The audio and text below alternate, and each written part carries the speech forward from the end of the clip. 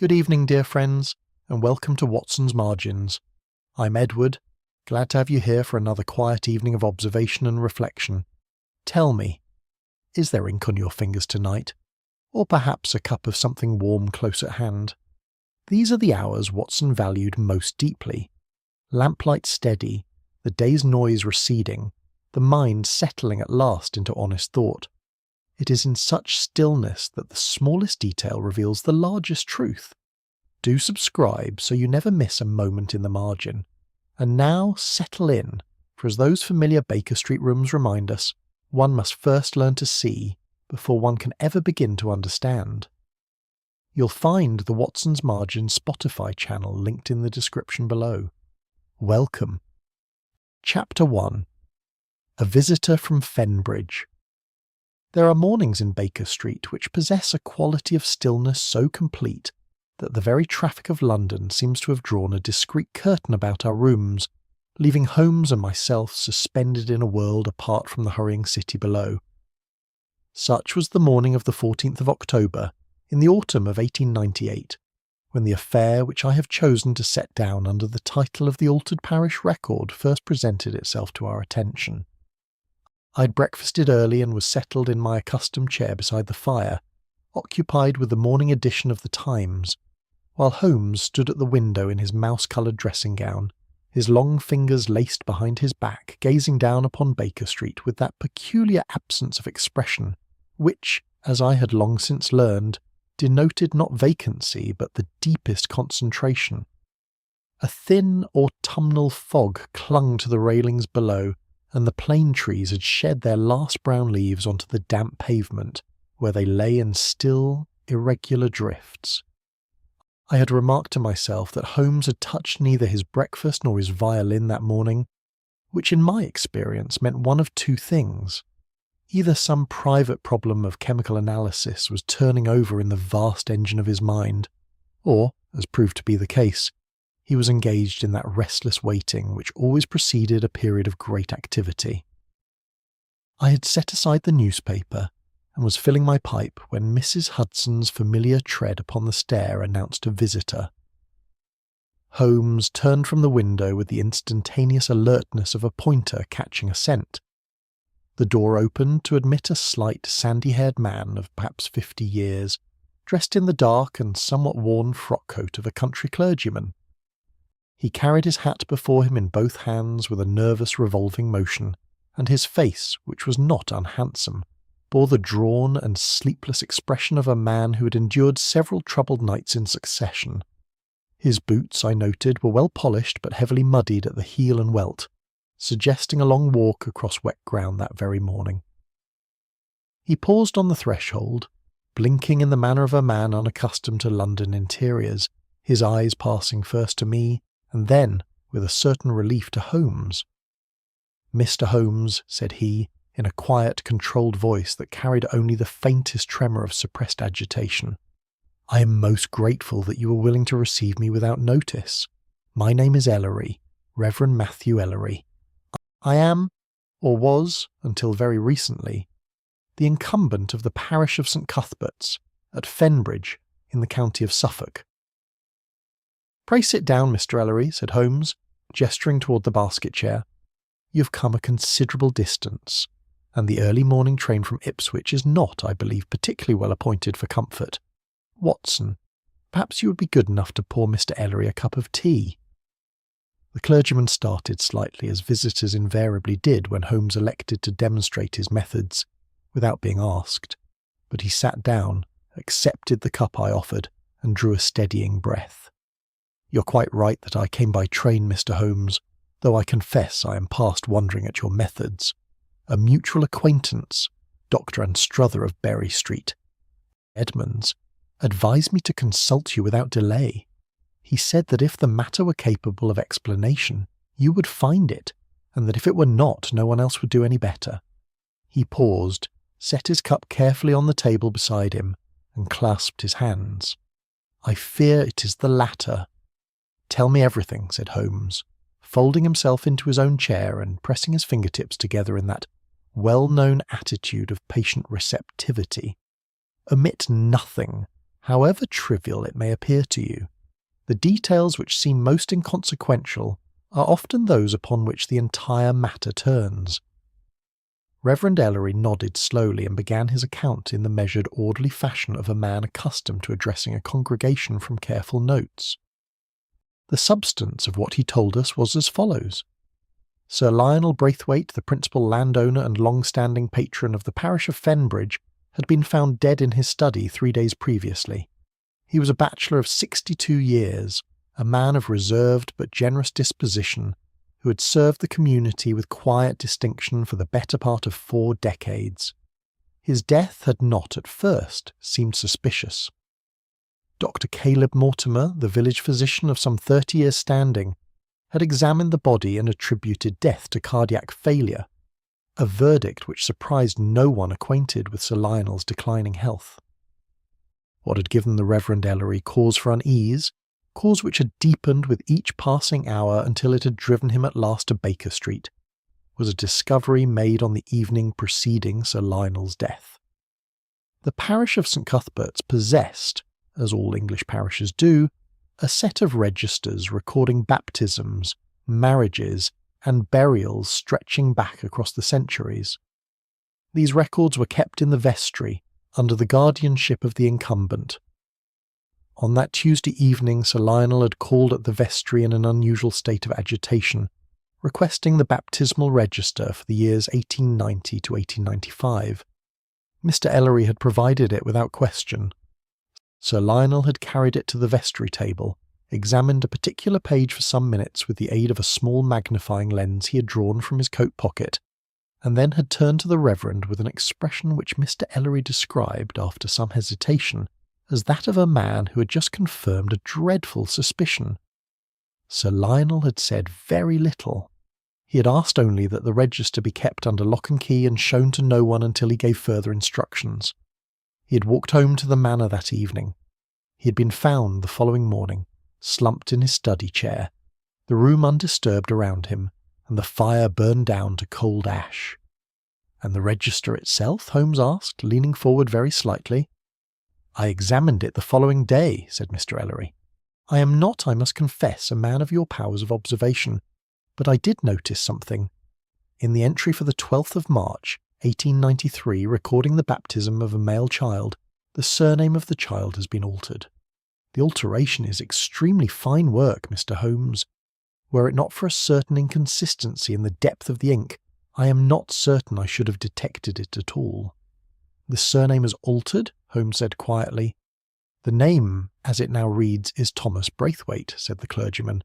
I cannot be entirely certain what name stood there before, but I have reason to believe the original entry recorded the child as Thomas Alden.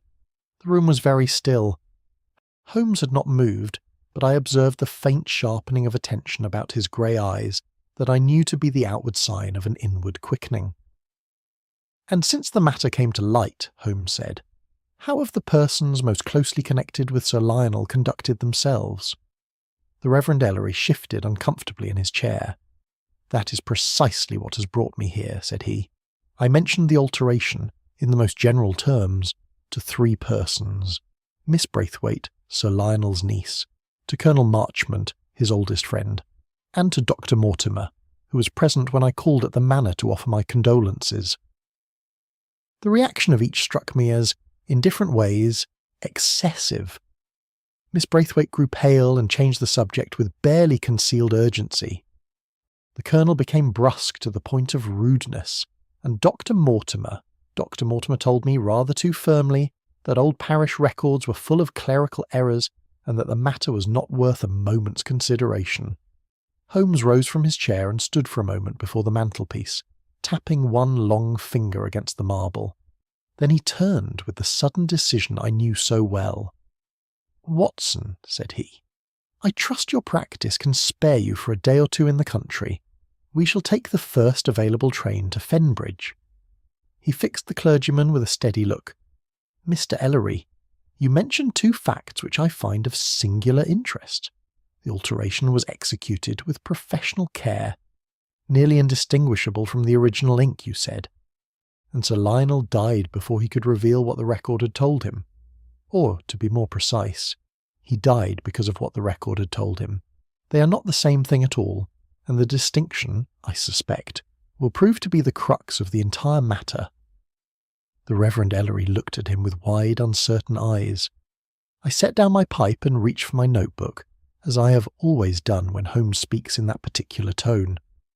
The tone of a man who has already seen, in his mind's eye, the first clear outline of a hidden truth. Chapter 2. The Quiet Parish. The branch line from Ipswich deposited us at Fenbridge Halt shortly after 2 o'clock in the afternoon, and we stepped down onto a platform so modest in its appointments that it consisted of little more than a wooden shelter, a hand-painted sign, and a porter of advanced years who regarded our luggage with the unhurried deliberation of a man for whom time had long since ceased to press. The village itself lay half a mile from the halt along a lane bordered by old elms, their upper branches stripped bare by the autumn winds, their roots lifting the lane's surface into a series of gentle ridges that made the hired trap ride unevenly. The country around us was the flat, wide-skied landscape of Suffolk, ploughed fields of dark soil stretching away on either side, the occasional church tower rising above a stand of trees in the middle distance, and over everything the pale, diffuse light of an October afternoon that seemed to drain colour from the world rather than illuminate it. Reverend Ellery had preceded us by the earlier service, and was waiting at the lich gate of St. Cuthbert's when we arrived. He had arranged for us to lodge at the village inn, the Braithwaite Arms, a circumstance whose irony Holmes noted without expression, and had, at Holmes's particular request, made in formal word known that 2 acquaintances of his from London had come down to assist with some matters relating to Sir Lionel's estate. "It is important," Holmes had said to him on the platform at Liverpool Street, "that no one in Fenbridge knows my name before I choose to disclose it. Curiosity, in a small village, has a way of arriving before the curious." Our rooms at the inn were low-ceilinged and smelled of wood smoke and damp plaster, but they were clean, and the landlord's wife set a good table. Holmes ate nothing, which I had come to accept as his custom when a case had properly taken hold of him, and spent the first hour of our arrival seated at the small writing table with a county directory and the notes he had made during Ellery's account, cross-referencing dates with the quiet absorption of a scholar in a library. It was toward 4 o'clock that the first of the village's principal figures presented himself, and I could not help but feel that his appearance owed less to coincidence than to the swift circulation of news that characterises rural communities. Colonel Hugh Marchmont called at the inn on the stated pretext of welcoming any friends of the Reverend Ellery to Fenbridge. He was a broad, weather-darkened man of perhaps 65, with close-cropped white hair and the erect carriage of a man who had spent his formative decades under military discipline. His handshake was firm to the point of aggression, and he had the habit, which I have observed in certain soldiers and magistrates, of meeting one's gaze with a directness that is itself a kind of assertion. Holmes received him with his most agreeable manner, which those who know him only by reputation sometimes mistake for warmth. It is, in truth, something more calculated, an attentive, frictionless surface against which a visitor can find nothing to resist, and upon which they are apt, in consequence, to reveal more than they intend. The Colonel spoke of Sir Lionel with what appeared to be genuine grief, tempered by a countryman's distaste for open sentiment.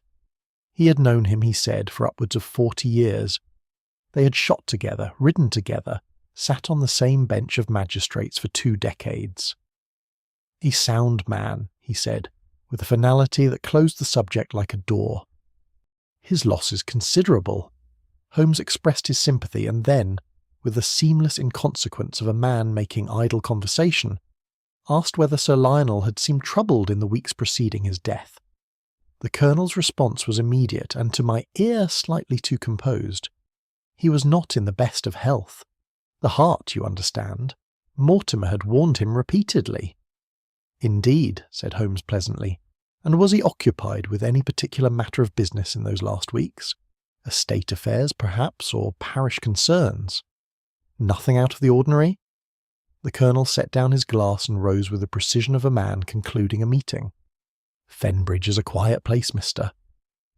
Forgive me, I didn't catch your name." "Escott," said Holmes without the slightest hesitation. "James Escott. I am a solicitor's clerk, come to assist Mr. Denning with the estate inventory." After the Colonel had gone, I raised an eyebrow at Holmes across the table. "Escott?" I said. "A useful name," said Holmes. "I've employed it before. Did you observe his left hand when I mentioned parish concerns?" I had not. Holmes, I knew, would not leave the observation unexplained for long, but he had already risen and was reaching for his coat. We were to call that evening upon Miss Eleanor Braithwaite at the Manor, an invitation arranged through Mr. Ellery. The house was a handsome red brick building of the late Queen Anne period, set behind a low wall and a gravel sweep that the autumn had covered with a thin layer of fallen leaves, undisturbed, as though no one had moved across them for several days. Miss Braithwaite received us in the drawing-room. She was a woman of perhaps 35, spare and fair-complexioned, with her uncle's quality of reserve worn in her case as a kind of armour rather than a habit.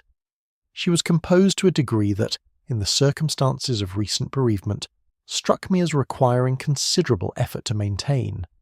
She spoke of her uncle's death in measured terms, answered Holmes's gentle questions about the household's routine with precision, and offered nothing beyond what was directly asked. It was only when Holmes, apparently studying the titles on the bookshelf behind her, remarked in passing that he understood the parish register was a document of considerable antiquity, that I observed the change, not in her face, which remained still, but in her hands, which had been resting in her lap and which now, for just a moment, tightened against each other before she compelled them to relax. "I believe it dates to the 17th century, she said, in a tone of perfect indifference. We did not press the matter that evening. Dr. Caleb Mortimer we encountered the following morning, apparently by chance, on the lane between the church and the manor. He was a compact, energetic man of 60, with clever eyes behind small, round spectacles, and the confident gait of a country doctor who has long since made himself indispensable to his community. He greeted Mr. Ellery with familiar ease and acknowledged Holmes and myself with professional courtesy. Holmes drew him into conversation with remarkable ease, and within a few minutes they were engaged in a discussion of the particular difficulties of rural medical practice. I walked a little behind with Mr. Ellery, listening. Mortimer was fluent, well-informed, and easy in his manner. Yet twice, when Holmes turned the conversation by degrees toward the period of the early 90s, mentioning in passing an epidemic that had affected several Suffolk parishes in the winter of 1892, I noticed the doctor answer with a shade more precision than the question required, as men do when they have prepared themselves for a question that has not yet arrived in quite the expected form.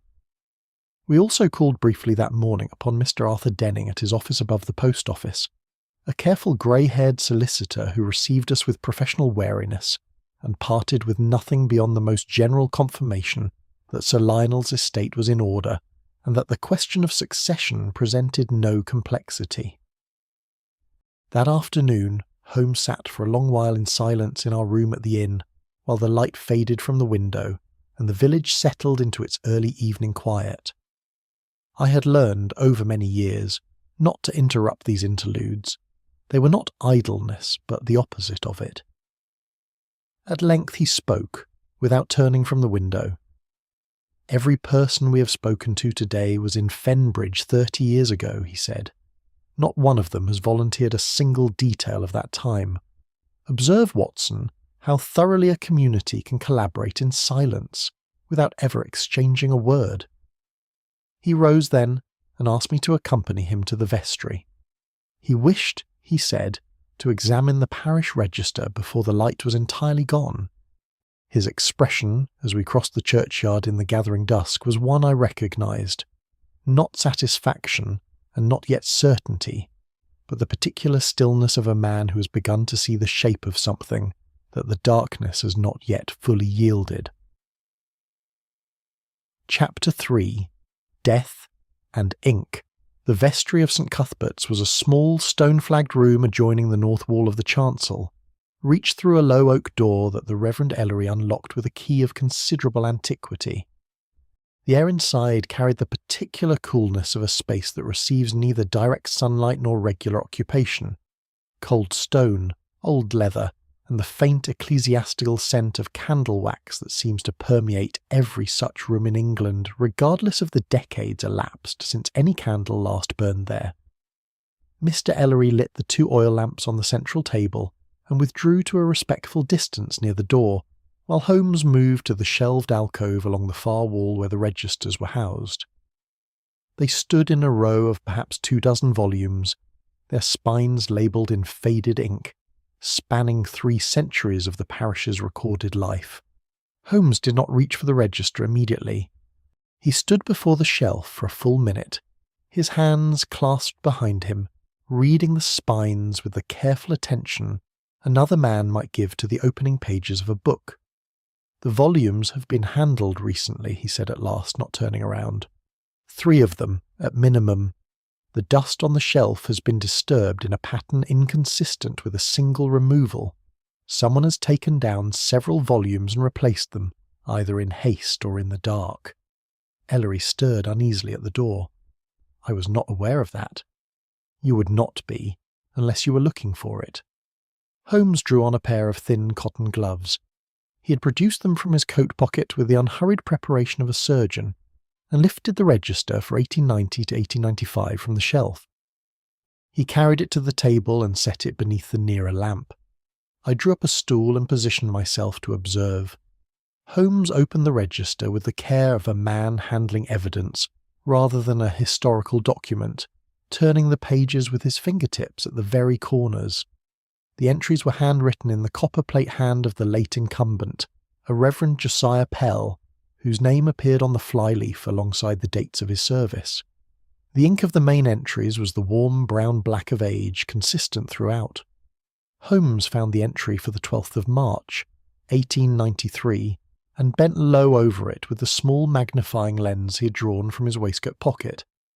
He was silent for so long that I leaned forward myself, though without the glass I could discern little beyond the neat rows of names, dates, and parentage recorded in Pell's precise hand. "Come here, Watson," Holmes said quietly. I looked through the lens where he directed it. The entry read, in full, "Thomas Braithwaite, baptized the 12th day of March in the year of our Lord 1893, son of Margaret Braithwaite, spinster, of this parish." The godparents were listed as 2 names I did not recognise. What I could see, once Holmes guided my eye to the precise point, was a very slight thickening of the ink in the surname of both the child and the mother, a quality of heaviness, almost imperceptible, that was absent from every surrounding letter. "The surname has been written over," I said. "Written over, and then treated," Holmes said. "The forger did not merely apply new ink above the old. He prepared the surface first, very likely with a mild acid solution, just sufficient to weaken the original entry without lifting the fibres of the page. Then he re-inked in a solution he had taken considerable trouble to age artificially. The colour match is excellent. The consistency, however, is not. Fresh ink, however skillfully treated, dries differently from ink that has oxidised over 30 years. Under magnification, the difference is not invisible. Could it have been done by an amateur?" I asked. Holmes straightened and removed the glass. "No. This required knowledge of both document chemistry and the specific characteristics of Victorian iron gall ink. It required time, a steady hand, and access to the register outside of normal hours." He paused. "It also required a thorough familiarity with the late Reverend Pell's penmanship. The letter forms in the altered passage are an extremely competent imitation of his hand. Whoever did this had studied it carefully and at leisure." He closed the register and stood for a moment in thought. Then he asked Ellery whether Sir Lionel had been in the habit of visiting the vestry prior to the Tuesday evening in question. The Reverend shook his head. "Not within my time here. He attended services faithfully, but he was not a man who lingered about the church buildings. His appearance that Tuesday was, in my 8 years at this parish, quite without precedent." "Which suggests," said Holmes, "that something prompted him to come. Not suspicion of long standing, but a recent discovery, something he learned, or was told, or stumbled upon, within days of his death." We locked the vestry and walked across the churchyard toward the lane. The last of the light had gone entirely now, and a thin mist was rising from the water meadows beyond the wall. Holmes walked with his head down and his coat collar turned up, and I knew better than to speak. It was not until we had returned to the inn, and Holmes had stood for 10 minutes before the fire, that he spoke again, and then it was not about the register at all. "I should like to see the study at the manor," he said. "Tomorrow morning, early, before the household is fully engaged. Can you arrange it, Ellery?" The Reverend, who had followed us back and now sat with a cup of untouched tea going cold before him, said that he believed he could prevail upon Miss Braithwaite's housekeeper, with whom he was on good terms. Holmes nodded. "And I should like you to make a quiet inquiry, through whatever pastoral channel seems natural to you, as to whether a woman named Margaret Alden is known to anyone currently living in the parish. I want no fuss made of it. A casual question, nothing more." Ellery's expression shifted. "Alden," he repeated carefully. "That would have been the original surname in the register." "It would," said Holmes, and said nothing further. The following morning, under a sky of unbroken grey, we were admitted to Fenbridge Manor by the housekeeper, a stout and somewhat suspicious woman named Parkins, who had served Sir Lionel for 20 years, and whose grief, unlike that of some we had encountered, appeared entirely unfeigned. She led us through the entrance hall to the study at the rear of the house without warmth but without obstruction, unlocked the door and withdrew. The room was as Sir Lionel had left it on the evening of his death. The fire grate contained the cold ash Ellery had described. The large partner's desk stood before the window, its surface clear of everything except a brass inkwell, a pen tray, and a leather-bound blotter. A high-backed chair stood before it. Holmes went to the desk first. He examined the blotter under his lens, then opened each drawer in turn, not rifling them but lifting each item within and replacing it with deliberate care. I moved about the room slowly, looking at the bookshelves, the framed maps on the wall, the side table that bore a decanter and 2 clean glasses, as though Sir Lionel had been expecting company on an evening he did not live to complete. It was on the floor beside the chair, half concealed beneath the fringe of the hearthrug, that Holmes found the magnifying lens. It was small, silver-handled, well-made, the same instrument without question that the Reverend Ellery had described Sir Lionel carrying to the vestry. Holmes held it up, examined it, and set it on the desk without comment. He found the scrap of paper a moment later, lodged between the back of the desk's central drawer and the drawer's wooden frame, as though it had slipped there during some agitated movement. It was a fragment torn from a larger sheet, and upon it, in a hand that was not Sir Lionel's own, the pen tray provided ample exemplars of his writing, were written 7 words in a rapid, pressured script. "It cannot be allowed to surface." Holmes read it twice, folded it once, and placed it carefully in his notebook. "Not a warning delivered to Sir Lionel," he said, half to himself, holding the thought up to the light as he had held the lens. "A resolution. Someone wrote this to remind themselves of a decision already taken." He looked at me across the desk, and in the colourless morning light of that quiet room, something in his expression told me that the investigation had passed from its preliminary into its consequential phase. "The record was not altered to create an inheritance claim," he said. "It was altered to bury something that inheritance has nothing to do with. We are looking, Watson, not at greed, but at shame." Chapter 4. Reactions that betray.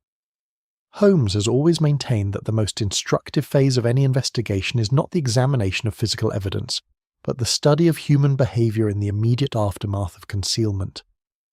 Evidence, he has said to me on more than one occasion, records only what has happened.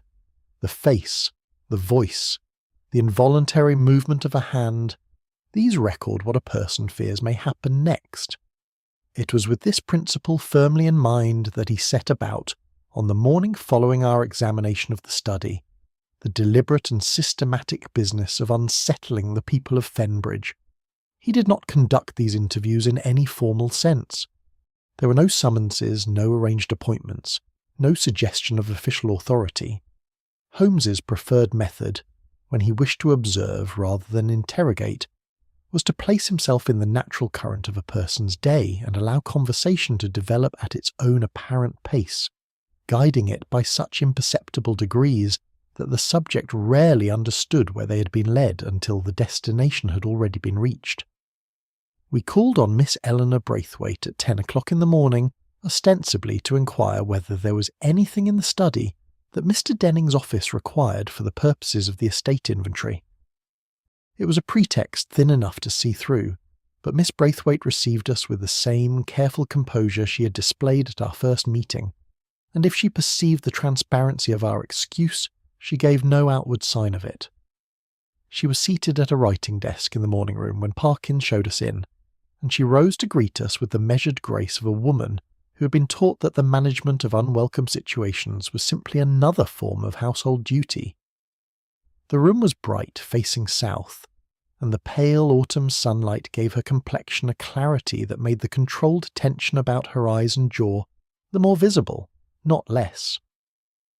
Holmes spoke of the estate in general terms for several minutes, and I watched Miss Braithwaite answer with polite precision, her hands resting on the edge of her writing desk, perfectly still.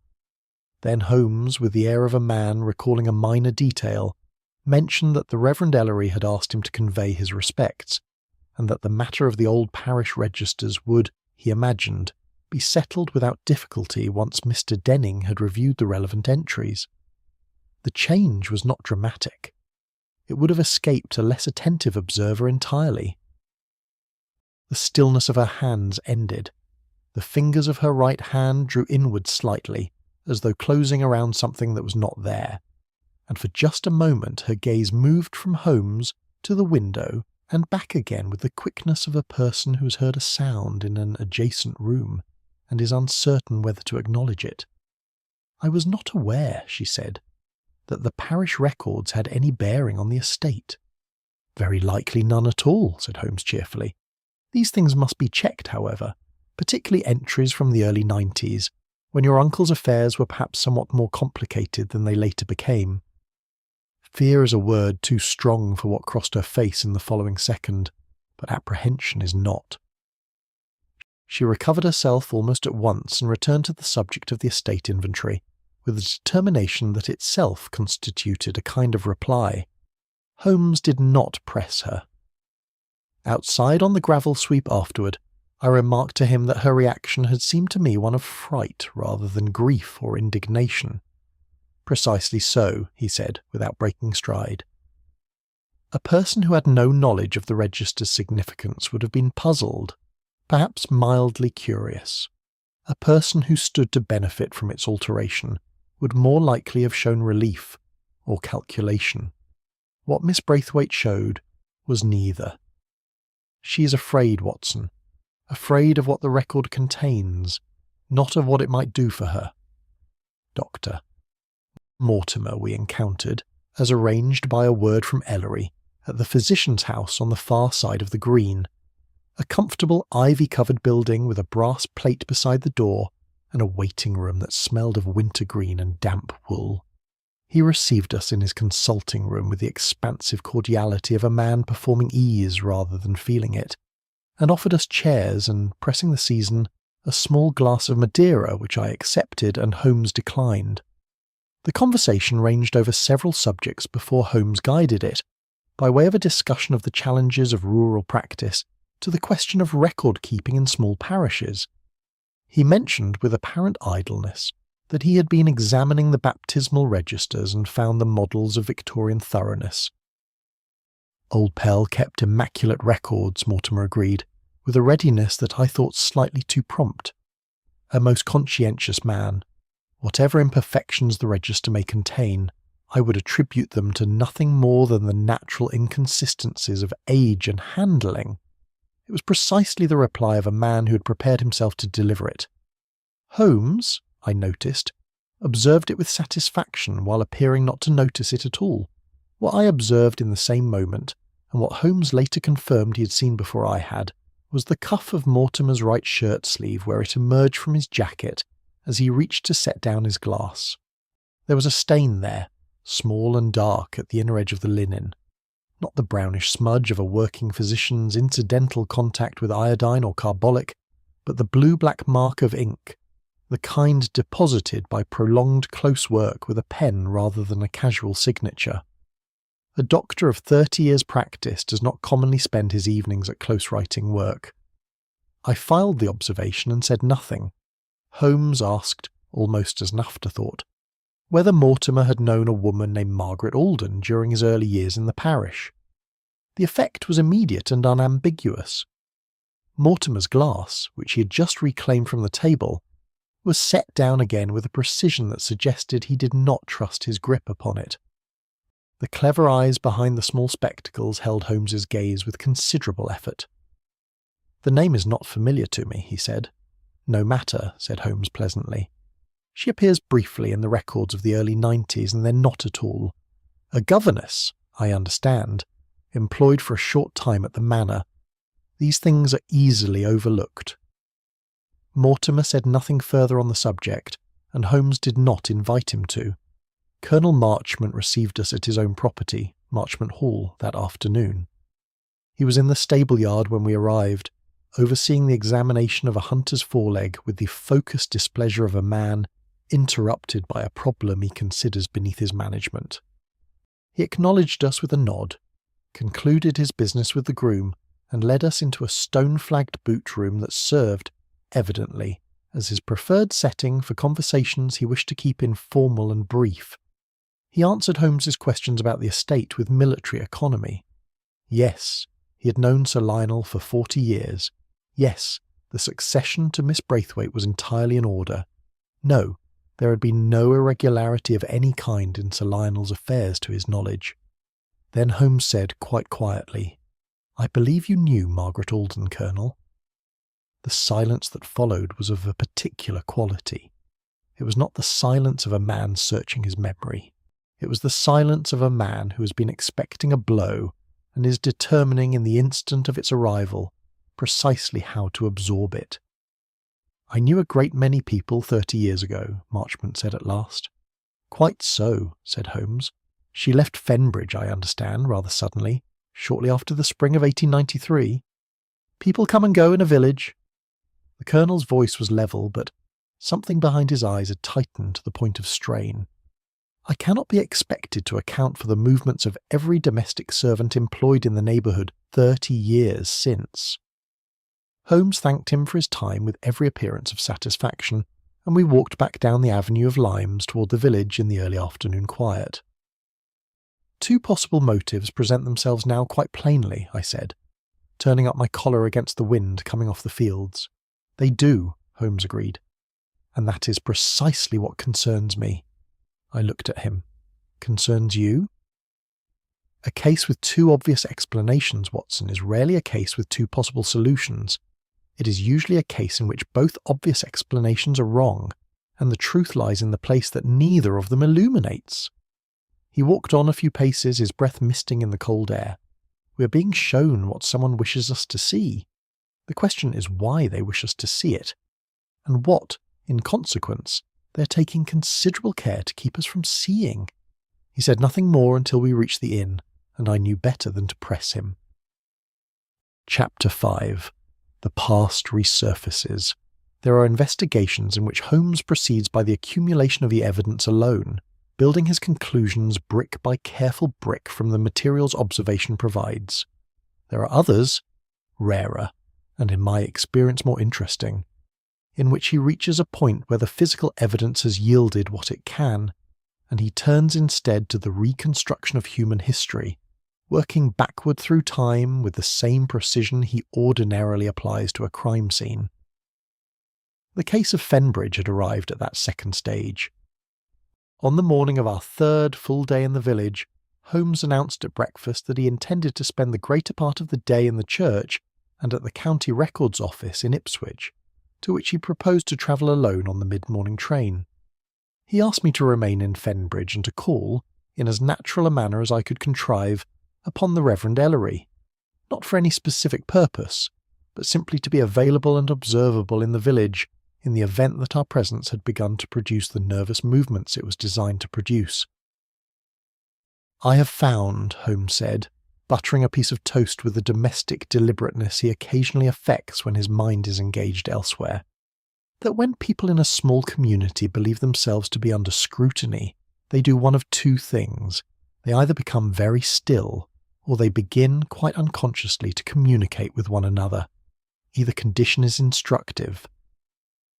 He departed on the 10 o'clock train, and I spent a quietly useful morning. I walked the village in a manner I hoped appeared aimless, exchanged pleasantries with the landlord's wife, and called on Ellery at the rectory, where we sat for an hour over tea while he told me, in the careful way of a man who has been asked to be a casual inquirer, what he had learned about Margaret Alden. It was not much, but it was something. An elderly widow named Mrs. Petch, who had lived in Fenbridge for the whole of her 78 years, and whose memory for the particulars of village life was, according to Ellery without equal, recalled Margaret Alden with the quiet clarity of a woman who had observed much and been consulted about very little. She had been young, 19 or 20 at most, fair-haired, and of a gentle, bookish disposition that had made her a capable governess to the two younger children at Fenbridge Manor during the winter and spring of 1892 and into the following year. She had been liked in the village, had attended church regularly, and had then, in the late summer of 1893, simply ceased to be present. No farewell was recorded in Mrs. Petch's memory. No explanation was offered by the manor. The general understanding was that the position had ended, and the young woman had returned to her family elsewhere. But Mrs. Petch remembered one detail that Ellery recounted with the slight hesitation of a man uncertain of its significance, that in the weeks before Margaret Alden's departure she had looked unwell and kept increasingly to herself, and that on one occasion Mrs. Petch had encountered her on the lane near the water meadow, walking with an older man, a figure she described as a gentleman, broad-shouldered, with the bearing of a military man, though she had not seen his face clearly. I thanked Ellery, walked back to the inn, and wrote the detail in my notebook. I did not yet see precisely where it fitted, but I had been Watson long enough to know that Holmes would. He returned from Ipswich on the 5 o'clock train in a state of contained energy that I had learned to distinguish from ordinary satisfaction. It was the alertness of a man who has confirmed what he expected to find and has, in the confirmation, discovered something he did not expect. He set his coat on the hook, accepted the tea I had ordered, and drew from his inside breast pocket a folded sheet on which he had made notes in his small angular hand. He did not show me the sheet. Instead, he sat back and spoke for the first time since our arrival, in the sustained and connected manner that indicated he was ready to present a reconstruction. Margaret Alden was born in 1872 in the village of Stowmarket, he began. She was the youngest daughter of a schoolmaster. She came to Fenbridge in the autumn of 1892, employed as governess by Sir Lionel Braithwaite, and she remained until August of 1893. The baptismal entry of March that year records a male child. She departed shortly after, and the trail in the county records ends abruptly in the manner of a trail that has been assisted to end. The forwarding address given to the parish poor relief office, she had received a small quarterly payment under a hardship provision, was in Bristol. I have written to the Bristol Register Office. I do not expect a satisfying reply. He paused, turning his cup in his hands. Colonel Marchmont, he continued, was at this period a man of 40 or so, recently returned from service in India and resident at Marchmont Hall. He was unmarried, vigorous, and by several accounts attentive to female company. He and Margaret Alden were seen together on more than one occasion, and not always in circumstances that village propriety would have endorsed. I have this from the church sexton's record book, which contains, tucked between its pages in the manner of a man who preserved things he was unsure whether to discard, a brief, undated note in a feminine hand, which the sexton has apparently preserved without ever reading its significance. He reached into his pocket and produced a small piece of paper, soft with age and handling, and read, "You must speak to him. I cannot do it alone." I stared at it. The sexton kept this. The sexton's father kept it. The sexton inherited it along with everything else, and simply never troubled himself with it. These are the archival habits of the English countryside, Watson, and they are among the most useful resources available to an investigator. He set the note on the table between us. Dr. Mortimer, at this same period, was 28 years old and newly established in the village. He had previously trained in London under a specialist in obstetrics, a detail which his original letter of application to the parish medical fund, held in the vestry records, which I examined this morning, take some care to establish. I turned this over. He attended the birth. He did more than attend it.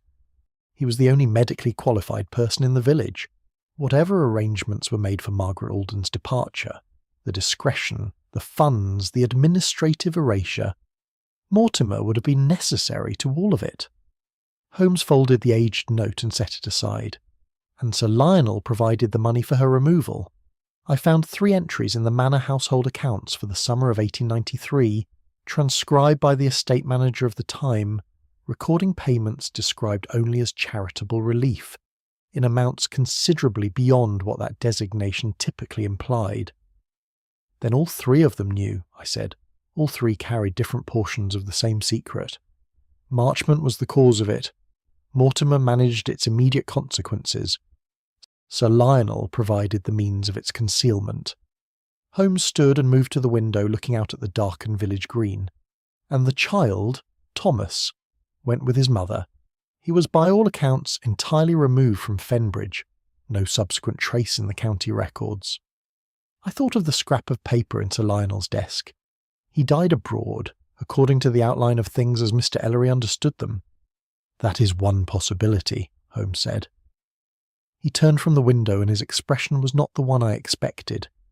It was thoughtful rather than settled, and in the lamplight there was about it a quality of reserve that told me the reconstruction, thorough as it was, had not yet answered everything he needed it to answer. "What troubles you?" I asked. Margaret Alden was connected to Colonel Marchmont. She was attended by Dr. Mortimer. She was assisted to leave by Sir Lionel. He ticked each point against his fingers. 3 men, 3 roles, 1 shared secret. It is coherent, and it is the story they have collectively allowed to be implied. But, he looked at me steadily, a story that has been collectively allowed to be implied, Watson, is not the same as the truth.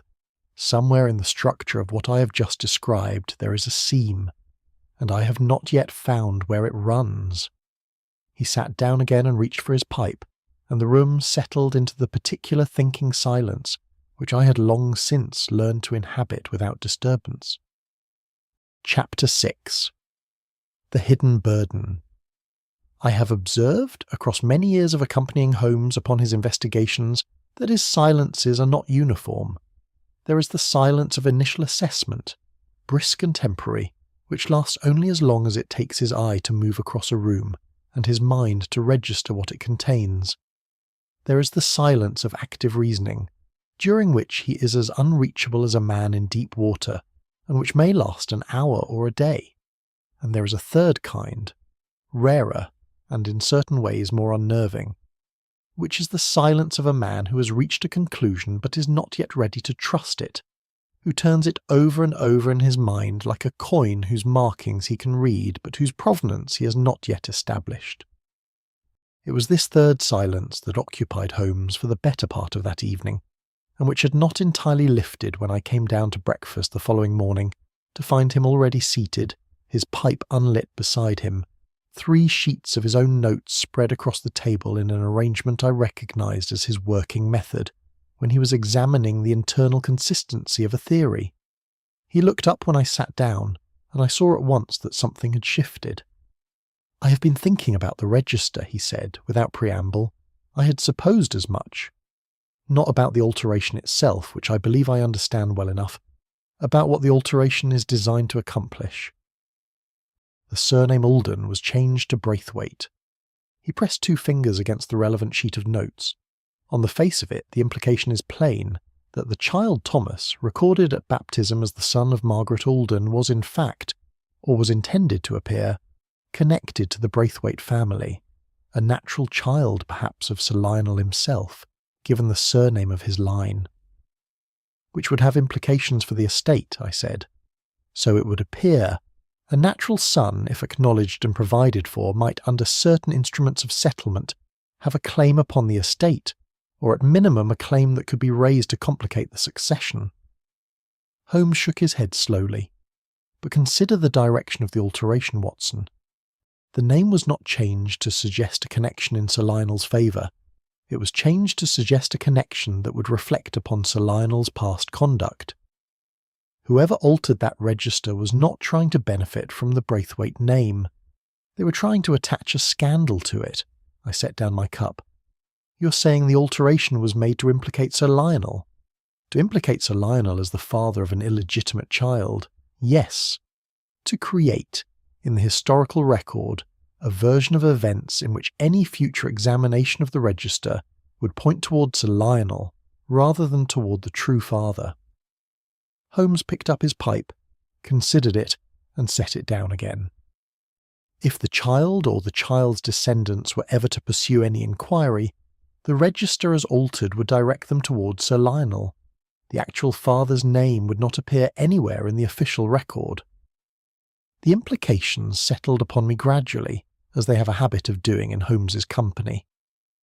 Then the forger was not seeking to gain anything from the Braithwaite estate, I said. He was constructing a false history to shield himself. Precisely, and this explains what has otherwise been the central paradox of this case. Holmes leaned forward, his elbows on the table, and spoke with the quiet emphasis of a man who has resolved a difficulty that has long resisted him.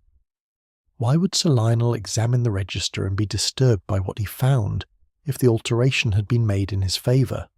A man who discovers that a historical record has been adjusted to suggest he fathered a child he did not father would not react with agitation and secrecy. He would react with indignation. He would consult his solicitor. He would seek to have the record corrected through proper channels. But he did none of those things, I said. He locked the register away and went home to his study, because he was not indignant. He was horrified, I believe, by the realization not only that the record had been falsified, but that he understood with great clarity who had falsified it, and why, and what the falsification implied about events of 30 years ago in which he himself had played a part. Holmes rose from the table and went to the window. The morning was damp and still, the village green empty under a low sky. Sir Lionel knew he had provided the funds to remove Margaret Alden from Fenbridge. He knew the child existed. What he did not know, or had perhaps persuaded himself not to know, in the way that comfortable men sometimes manage their uneasy knowledge, was the identity of the child's true father. He suspected Marchmont, I said. He may have suspected Marchmont, or he may have suspected someone else entirely. The register, when he examined it with his lens on that Tuesday evening, told him something that resolved his uncertainty in the most disturbing way possible. Holmes turned from the window. Because the alteration had been made with professional knowledge of document chemistry and an intimate familiarity with the late Reverend Pell's penmanship, Sir Lionel was a man of education and keen observation. He had, after all, noticed the inconsistency in the ink, and once he had noticed it, the question of who in Fenbridge possessed both the technical knowledge and the access to the register would have admitted of very few answers. The name settled between us without being spoken. Mortimer, I said at last. Mortimer attended the birth. Mortimer had medical training that encompassed chemistry. Mortimer had supervised access to the vestry records on at least one documented occasion. Mortimer's response when the register was mentioned was not the response of an innocent man, nor even of a man hiding knowledge of another's crime. It was the response of a man hiding his own. Holmes moved back to the table and gathered his notes with the deliberate calm of a man who has completed a significant piece of work. The ink stain on his cuff is consistent with prolonged, careful pen work of the kind the alteration required, and his immediate over-prepared dismissal of any imperfection in the register, volunteered before I had made any specific claim about it, is the single most telling detail of the entire interview. I thought of Mortimer's clever eyes behind their small round spectacles, the readiness of his answer, the controlled replacement of the glass upon the table. He altered the record to make himself invisible, I said, to ensure that if anyone ever looked at the baptism entry, they would see Braithwaite where his own name should have been. His name does not appear in the register at all, of course, Holmes said. The entry records only the mother and the child, but the surname, as altered, creates an implication strong enough to divert any inquiry entirely away from him. He paused. Which brings us to the question that has concerned me since yesterday evening. What Sir Lionel intended to do with what he had discovered. He asked Ellery to secure the register and tell no one. He went home. He did not send for Denning. He did not write to his club or to any legal contact, as a man pursuing a formal remedy would have done. Holmes folded his notes and placed them in his inside pocket. He went to his study and sat in his chair before a dead fire, which suggests to me that he had not yet decided what to do, because whatever he intended to do involved more than correcting a historical record. It involved a confrontation with a man he had known for 30 years. He took his coat from the hook and handed me mine. "I should like," he said, "to look once more at the study fireplace. There is one detail I passed over too quickly on our first visit, and I have been reproaching myself for it since yesterday." We set out across the village in the grey morning light, and as I walked beside him, I reflected that the hidden burden of the title I'd already composed in my mind referred not to Sir Lionel alone. Mortimer had carried his secret for 3 decades. The alteration of the register had been, in its way, the act of a man who could no longer sustain the weight of what he knew and had chosen, in the most clinical manner available to him, to set it down somewhere it would never be found. He had not, as it turned out, chosen quite carefully enough. Chapter 7. The Convenient Suspect. There is a particular danger in any investigation that presents itself at a certain stage of development, and Holmes has named it more than once with a precision I have come to respect. The danger of the convenient answer. It arises when the evidence, which has hitherto been scattered and resistant, suddenly coalesces around a single figure with a neatness that satisfies everyone involved. The investigating officer, the community, the newspaper correspondent if one is present, and in satisfying them, closes the inquiry before the truth has been fully reached. The convenience is not manufactured. The evidence is, as a rule, entirely genuine. What is absent is not fact but proportion, and without proportion, genuine facts can be arranged to tell almost any story one chooses. We returned to the manor that morning, and Holmes made his examination of the study fireplace with the focused brevity of a man confirming rather than discovering. What he found, or rather, what he retrieved from the cold ash of the grate with a pair of fire tongs and laid on the hearthstone for inspection, was the charred fragment of a letter, no larger than my palm, from which perhaps a third of the original text had been preserved by the uneven burning of a thick paper stock. The surviving words were few: an address in London, partially legible, the salutation, "My dear Sir Lionel," and near the bottom the phrase, "can no longer be maintained in good conscience," the remainder of the sentence having been consumed. The handwriting was formal and professional. Holmes studied it for perhaps 20 seconds, then wrapped it carefully in his pocket handkerchief and said nothing further about it until we had left the manor and were walking back across the gravel. "A letter received," he said, "not written. Sir Lionel burned his own correspondence before his death, or more likely on the evening he returned from the vestry. This one did not burn completely." "Someone wrote to him," I said. "Someone in London. Someone with professional stationery and a formal hand. The fragment of address suggests the Inns of Court district, though I cannot be certain." He paused at the gate.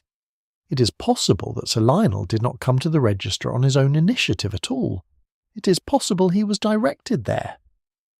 I had little time to turn this over before the day's second development presented itself, in a form that rendered everything else temporarily secondary. Inspector Lestrade arrived at Fenbridge on the afternoon train. His appearance was not in itself surprising. Holmes had sent a brief telegram to Scotland Yard 2 days previously, not requesting assistance, but, as he put it, preparing the ground for official involvement should events require it. What I had not anticipated was that Lestrade would arrive already in possession of a theory, or that the theory would be as fully formed and confidently held as it proved to be. We met him at the inn, where he settled himself with a cup of tea and the satisfied air of a man who has done useful work on a train journey. He was, as always, neatly turned out, his narrow face wearing the expression of careful pleasantness he reserved for meetings with Holmes, a pleasantness underlaid, as I had long observed, by the persistent and somewhat touching hope that on this occasion he would be ahead of his consultant rather than behind him. "I believe I have your man, Mr. Holmes," he said, setting down his cup with emphasis. Holmes inclined his head with every appearance of interest. "Pray, tell me."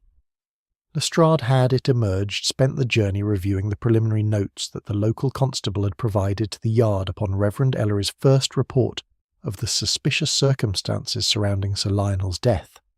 These notes included a detail that had not been prominently featured in Ellery's account to us, that Arthur Denning, the estate solicitor, had visited the vestry some 6 weeks prior to Sir Lionel's death, ostensibly to examine a property boundary recorded in a 19th century tithe document held in the parish archives. He was alone with the registers for the better part of an hour, Lestrade said, with the precision of a man who has marshalled his points in order. The constable has also established that Denning recently submitted to Sir Lionel a revised schedule of estate assets, in which certain provisions of the existing settlement were proposed to be altered. Provisions, as it happens, that related to the disposition of unentailed property in the event of a disputed succession. "Interesting," said Holmes, in a tone I recognised as carefully neutral. "There is more. I took the liberty of comparing a sample of Denning's professional correspondence, obtained through the county court with appropriate authority, with the handwriting of the Altered Parish entry." Lestrade produced a folded sheet from his breast pocket with the gravity of a man playing a decisive card. "The letter forms are, in the opinion of a handwriting examiner at the yard, consistent. I confess that even I felt the pull of it at that moment. The solicitor's recent access to the archive, the proposed alteration to the estate settlement, the handwriting comparison. Arranged in sequence, they composed a portrait of motive and opportunity that required no particular ingenuity to read. By that evening, the opinion of Fenbridge had settled, with the swiftness peculiar to villages around Arthur Denning. I heard it first from the landlord, who had it from the postmistress, who had it from some channel she did not specify.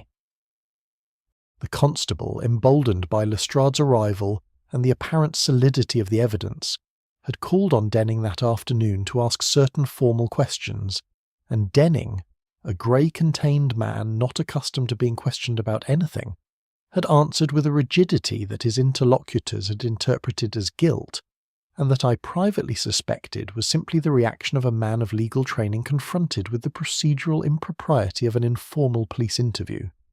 Holmes sat through the evening's gathering consensus in the posture of a man waiting for a train that has not yet appeared on the timetable. He listened to Lestrade's expanded account of the case against Denning, with the patient courtesy he extends to theories he intends to dismantle, asking only 2 questions. The first was whether the handwriting examiner had been provided with the original register or a photographic reproduction. Lestrade said it had been a reproduction. Holmes nodded without comment. The second question was whether anyone had established when precisely, within the 6-week window before Sir Lionel's death, Denning had accessed the archive. Lestrade consulted his notes. The date was the 3rd of September. Holmes asked me quietly to look at the notes I had made from our interview with Mortimer, and to find the date on which the doctor had stated that his supervision of the vestry records during the influenza outbreak of the previous winter had concluded. I found it, the 2nd of September. Holmes looked at Lestrade with an expression of mild interest. "So Denning visited the archive on the day after Mortimer's supervised access to it ended," he said, "and the handwriting comparison was made from a photographic reproduction, which compresses the very tonal differences in ink density upon which a reliable comparison depends." He rose and stretched slightly, as a man does after sitting still for longer than is comfortable. I do not say Denning is innocent, Lestrade. I say the evidence against him does not yet establish what it appears to establish. There is a difference. Lestrade received this with the resigned tolerance of long acquaintance. You have another theory, Mr. Holmes? I have several observations that require reconciliation before I am prepared to call them a theory, Holmes replied. I should be grateful if you would remain in Fenbridge for 2 more days. I expect by then to be in a position to lay the matter before you completely. After Lestrade had retired, I sat with Holmes for a while beside the low fire, the inn quiet around us. The letter fragment, I said, the one from the study grate, you believe it is connected to Denning. I believe it was written by someone in the legal profession, Holmes said.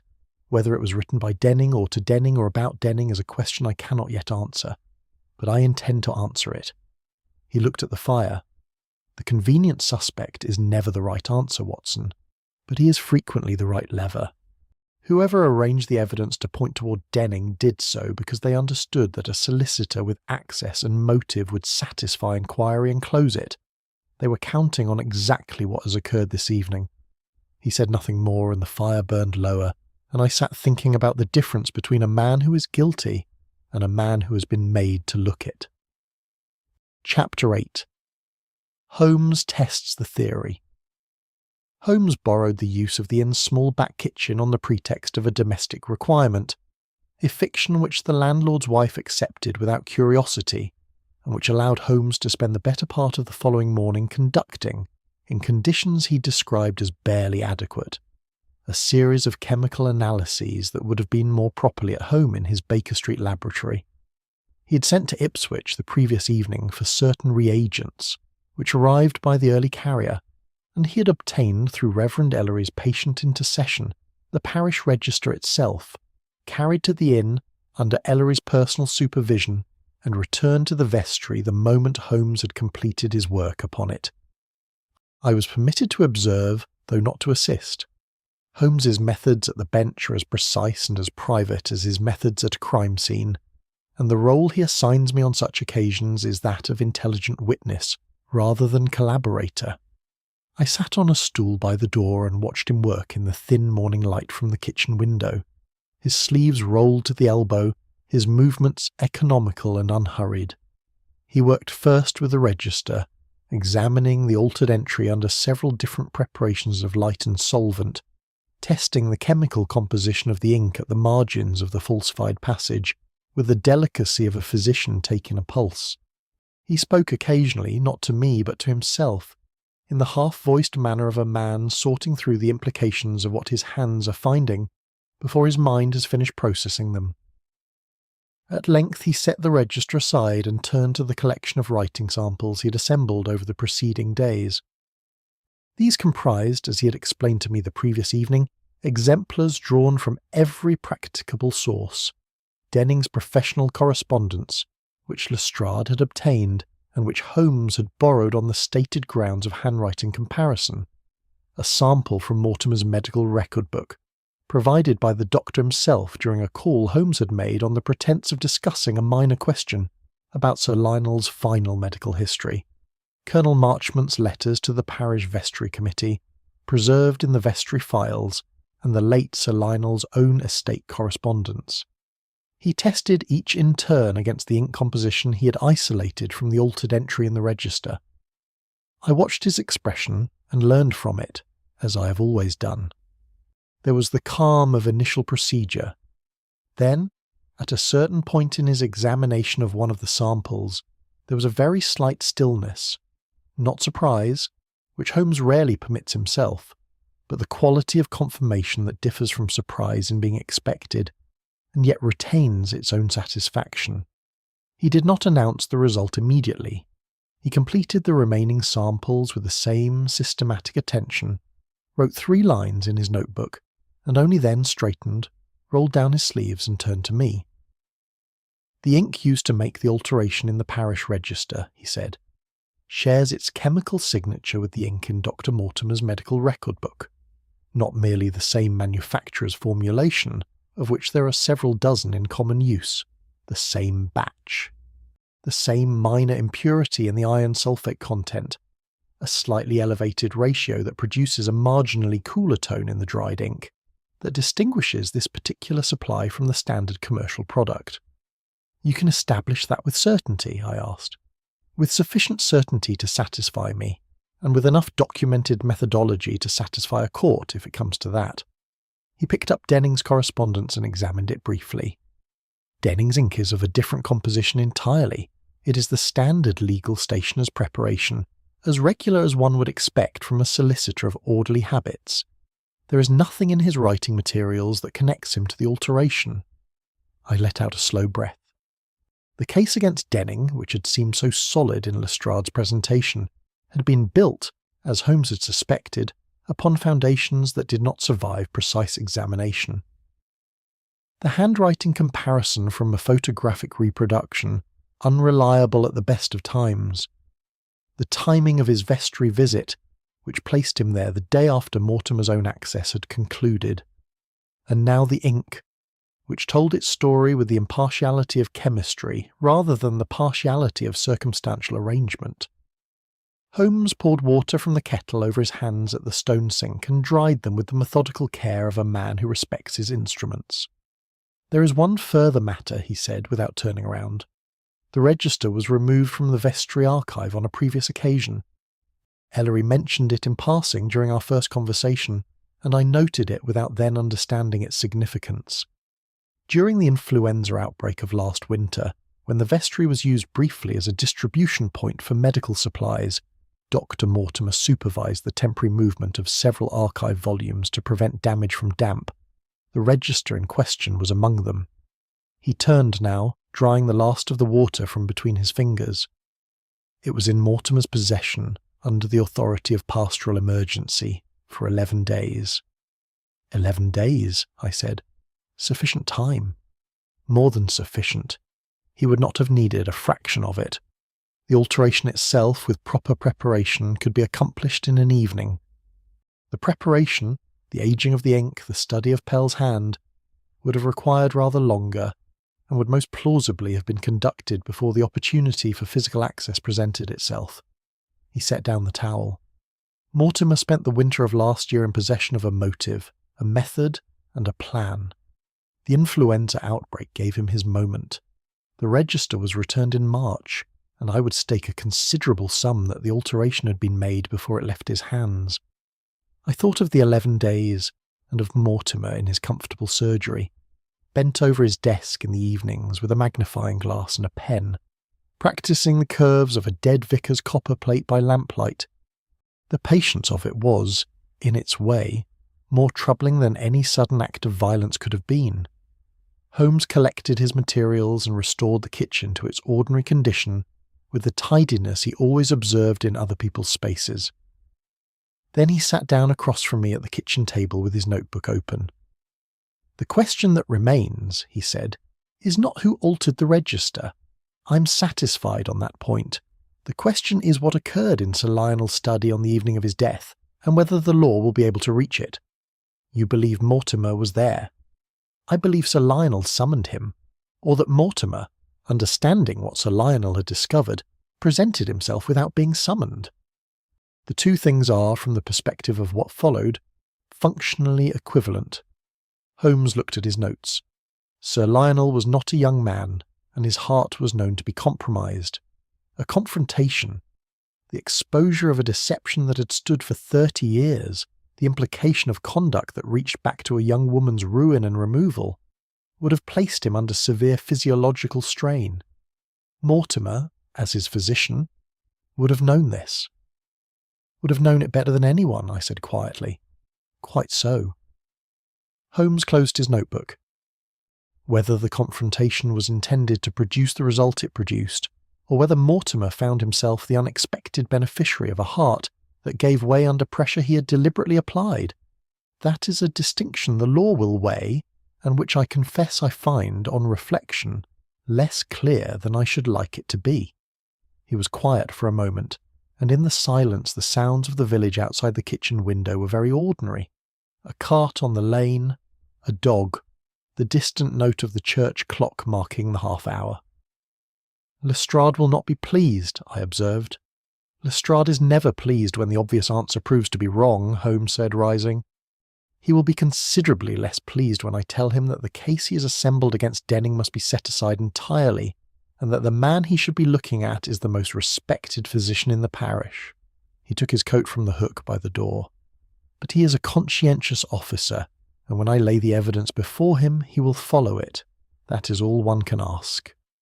He paused in the kitchen doorway, and a quality entered his expression that I can only describe as the particular gravity that visits him when the intellectual pleasure of a resolved problem is overtaken by the human weight of what the resolution means. "Go and find Ellery," he said. "Ask him to send word to Mortimer, Marchmont, and Miss Braithwaite that Mr. Holmes requests the favour of a meeting at the Manor tomorrow morning. Tell him to use my name. There is no further purpose in the alias." He went out, and I sat for a moment in the empty kitchen before doing as he asked, thinking about the 11 days and the lamplight and the patience of a man who had lived for 30 years with what he had done. Chapter 9. The Truth of Fenbridge. Fenbridge Manor received us the following morning, under a sky that had finally broken, thin winter sunlight lying pale and cold across the gravel sweep and the bare elms beyond the wall. It was the kind of brightness that illuminates without warming, and there was about it, as we walked from the lane to the front door, something that seemed to me entirely appropriate to the occasion. Parkins admitted us without the wariness she'd shown on our first visit. She led us to the drawing-room in silence. The others were already assembled. Miss Braithwaite stood at the window, her back half turned to the room, her composure intact but costing her something I could see in the set of her shoulders. Colonel Marchmont occupied an upright chair near the fireplace, his broad hands resting on his knees, his face carrying the expression of a soldier who has received orders he does not like and intends to carry out without complaint.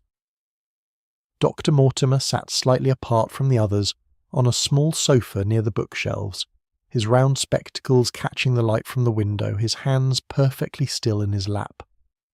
He looked, I thought, like a man who had spent a considerable part of the night deciding how to conduct himself in this room, and had arrived at a position he intended to maintain. Lestrade stood near the door with the alert patience of a man who understands that his role in the next hour is to listen rather than to lead. I took up a position beside him.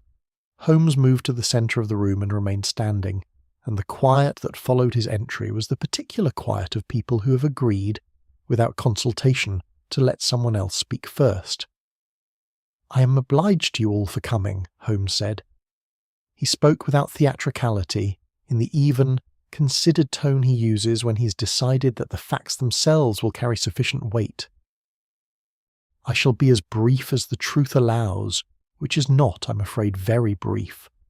What I have to say concerns events of 30 years ago and events of last week, and the connection between them, which none of you, for different reasons, has wished to see made plain." He paused, not for effect, but, I thought, to fix each person in the room with sufficient attention to establish that what followed was addressed to them individually as much as collectively. "In the spring of 1893, he began, a young woman named Margaret Alden, employed as governess at this house, gave birth to a male child. The child was baptised at St. Cuthbert's on the 12th of March of that year. The circumstances surrounding the birth were concealed with the assistance of 3 people present in Fenbridge at the time: Colonel Marchmont, who was the child's father, Dr. Mortimer, who attended the birth and managed its medical consequences, and Sir Lionel Braithwaite, who provided the funds that allowed Margaret Alden to leave the village quietly, with her child, and begin again elsewhere. Colonel Marchmont drew a single, controlled breath, but said nothing. Miss Braithwaite had turned from the window. Mortimer had not moved at all. Each of those 3 men carried a portion of the secret, Holmes continued. None of them, so far as I can establish, communicated openly about it in the years that followed. It was the silence of complicity rather than agreement. 3 men who understood, without needing to be told, that what had been buried was best left buried. He looked at Marchmont. The child and his mother disappear from the county records after the summer of 1893. The child died abroad in his early years. Margaret Alden, so far as I've been able to determine, did not return to Suffolk. Something crossed Marchmont's face that was not quite grief and not quite relief, but partook of both. He said nothing. For 30 years the matter rested, Holmes said. And then, last winter, Dr. Mortimer received a letter. I do not have the letter, but I have the fragment of Sir Lionel's copy of it, or rather, of the letter which was subsequently sent to Sir Lionel on the strength of what Mortimer received. The fragment I recovered from the study grate confirms that someone in London, in the legal profession, had become aware of the circumstances surrounding the Alden child, and had written to advise Sir Lionel that the matter might bear examination. He withdrew the folded handkerchief from his pocket and held up the charred fragment so the room could see it. Sir Lionel went to the register in consequence of that letter. He went to verify what had been implied, that a child had been baptised under circumstances that touched upon the Braithwaite family. And what he found when he examined the entry with his lens was not what he expected. He found his own family's name written where a different name had originally stood. He found, in short, that someone had altered the record to point at him. He turned now to Mortimer, and the quality of his gaze was not accusatory but precise, the look of a man identifying a fact rather than pronouncing a judgment. Dr. Mortimer made that alteration. He made it during the 11 days last winter when the parish register was in his custody during the influenza outbreak. He made it with ink chemically matched to his own medical record book, a connection established by analysis this morning. And he made it with a specific purpose, to ensure that any inquiry prompted by the London letter would find, in the official record, Sir Lionel Braithwaite's name rather than his own. The silence in the room was now of a different quality, not the silence of waiting but of arrival, the silence of people who have heard something they already knew and have felt it, in the hearing, become finally and irrevocably fixed. Mortimer removed his spectacles, polished them with a deliberate movement and replaced them. When he spoke, his voice was steady, and I found myself, despite everything, observing the extraordinary self-command of the man. "You're correct," he said. "In the substance of it, you are correct." "Then let me complete it," Holmes said. Sir Lionel came home from the vestry on Tuesday evening having identified the falsification and understood its authorship. He did not go to the law. He sent no letters. He sat in this house and thought about what he intended to do. He may have sent word to you, Dr. Mortimer, or you may have understood without being told that the time for concealment had passed. Either way, you came to this study that evening. For the first time, something shifted in Mortimer's controlled expression. It was not guilt precisely, and it was not grief. It was the look of a man who has rehearsed a justification so many times that he has almost persuaded himself of it. He was agitated, Mortimer said after a moment, beyond what was safe for him. I told him several times, that whatever I had done, the past was the past, and that no purpose was served by pursuing it. He would not hear it. You argued with him, Holmes said. I reasoned with him. The distinction in Mortimer's voice was evidently genuine. He was not a young man, and his heart was not strong. I knew what prolonged agitation could cost him. I told him so. He told me. He stopped, and something that might have been the distant cousin of remorse passed briefly across his face. He told me that what I had done to Margaret was worse than anything the record could say about him, and that he intended to see it corrected. The room was very still. And then? Holmes asked. And then he rose from his chair, and the colour left his face, and he sat down again. Mortimer's voice had lost its steadiness, not dramatically, but in the manner of a fine instrument going slightly out of tune. I was his physician. I knew what I was seeing. I did what I could. It was not sufficient. He was gone within minutes. You did not send for help, Holmes said. There was nothing help could have done. He said it not defensively, but clinically, as a man stating a medical fact, and I thought it was probably true, and also that it was not the whole answer to the question Holmes had asked. Holmes looked at him for a long moment, "Though you did not strike the blow," he said quietly, "your deception delivered it. A man who is placed under the extremity of emotion that you knowingly placed Sir Lionel under, by a man who understood precisely the physiological consequence of doing so, that is not an innocent transaction, Dr. Mortimer, whatever the law ultimately decides to call it." He stepped back and looked at Lestrade. "The rest, Inspector, is yours." Lestrade moved forward from the door with the quiet competence he shows in moments that require it, and I remained where I was, watching the faces of the people in the room. Marchmont, aged and diminished in his upright chair. Miss Braithwaite, her composure finally surrendered in favour of something that looked, at last, like straightforward grief. And Mortimer, who sat with his hands folded and his eyes on the middle distance, inhabiting, I thought, some private interior reckoning that none of the rest of us could reach. Outside, the pale winter light continued its indifferent work upon the gravel and the bare trees, and the village of Fenbridge went about its mourning. Chapter 10. Watson's Reflection. We left Fenbridge on the Thursday morning train, 2 days after the gathering at the manor. Holmes had remained for those 2 days at Lestrade's request, partly to provide a written account of his chemical analysis for the formal record, and partly, I suspected, because there were 1 or 2 threads of the affair that he wished to satisfy himself were properly secured before he returned to Baker Street and the irregular life that awaited him there. I used the time differently. I walked the village in the quiet way of a man with no further professional purpose in it, and I found that Fenbridge, divested of the case, revealed itself as what it had always been beneath the case, a modest, orderly place of perhaps 400 souls, going about the ordinary business of late autumn, with the unhurried self-sufficiency of communities that have existed long enough to have weathered worse than this. Dr. Mortimer did not wait for the formal conclusion of Lestrade's inquiries. On the Wednesday evening, he submitted a letter of resignation from his medical duties to the parish council, made arrangements for a colleague from Berry Street, Edmonds, to assume temporary responsibility for his patients, and departed Fenbridge by the last train before any official impediment to his departure had been formally established. Lestrade, when I mentioned this to him, received the news with the expression of a man who's been outmanoeuvred on a technicality and is determining whether to be annoyed about it. "The question of what charge will lie against him," Holmes said, when Lestrade had gone to send his telegrams, "is one that will occupy the legal mind for some considerable time. He did not administer anything.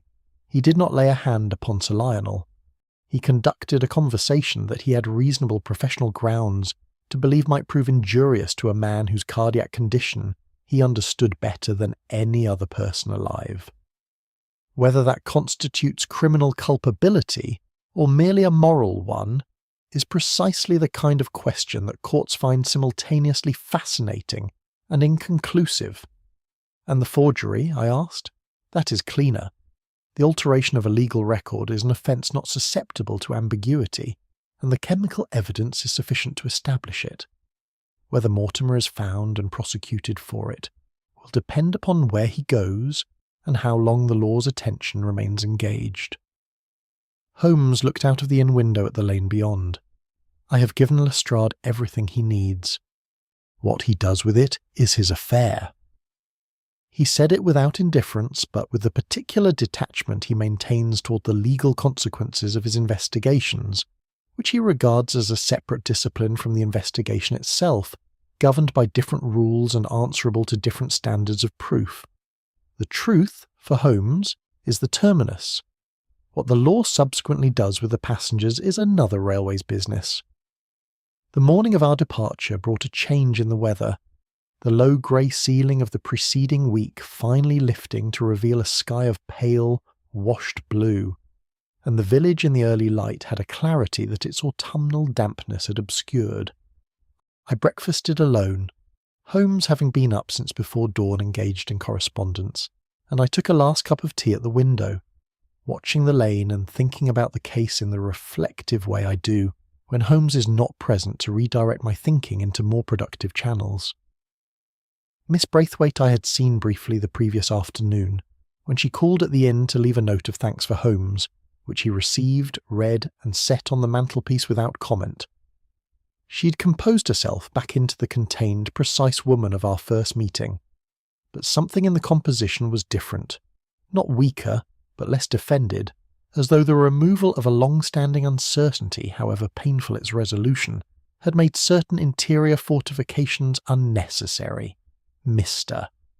Denning had been formally cleared of any involvement, and Holmes had taken some care to ensure that the manner of his clearance was communicated clearly and without ambiguity, which I thought was a courtesy that said something about Holmes's sense of obligation to the incidental victims of a case, as well as its central ones.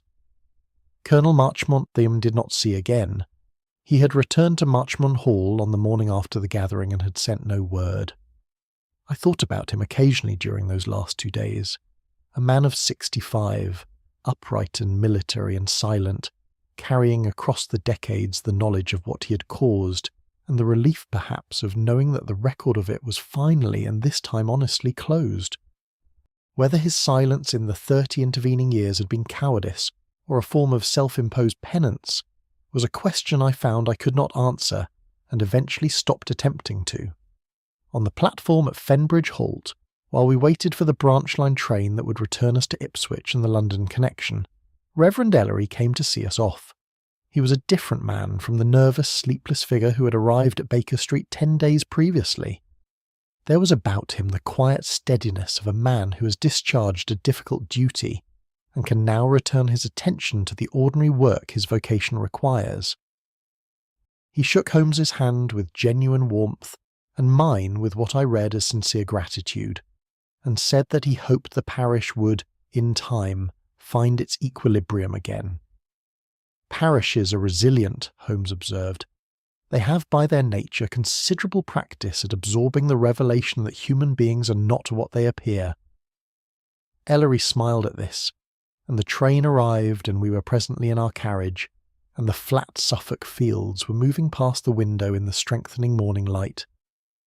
Holmes was quiet for a long time after Fenbridge had disappeared behind us, which did not surprise me. The end of a case always produces in him a species of deflation that has nothing to do with dissatisfaction. It is simply the consequence of an engine designed for sustained effort, finding itself suddenly without load.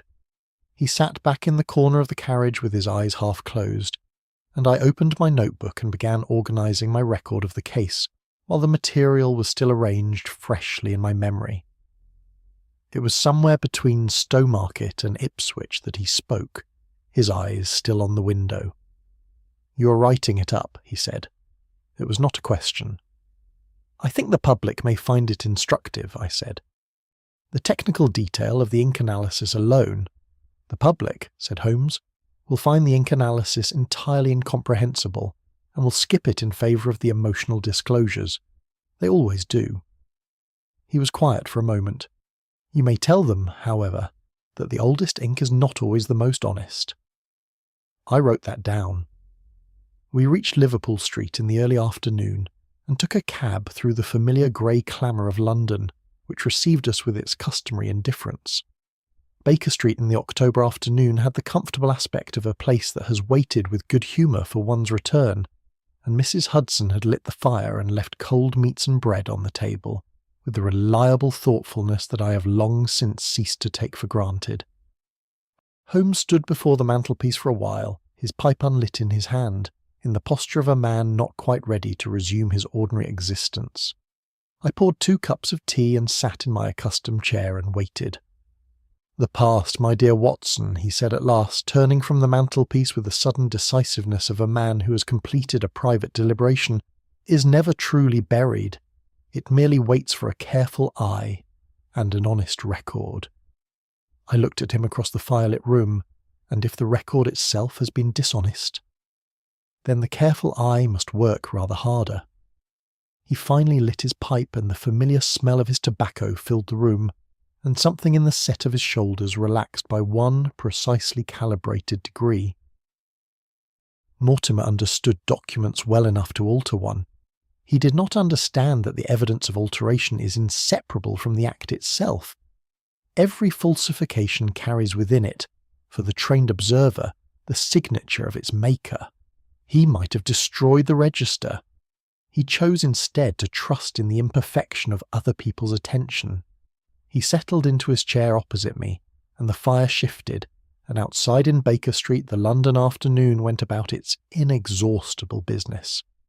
I thought of the register lying in the vestry alcove, its altered entry facing the ceiling in the dark, patient as all documents are patient, holding in its fibres, in the chemical memory of its ink, the complete and unambiguous record of what had been done to it. I thought of Sir Lionel's lens lying on the study floor beside a dead fire. I thought of the note in the unknown hand. It cannot be allowed to surface. And I thought that of all the miscalculations that the Fenbridge case contained, the gravest was the belief that what has been set down in ink and then altered with care might be trusted to remain altered, against the application of sufficient intelligence and sufficient light. The affair of the Altered Parish Record was over.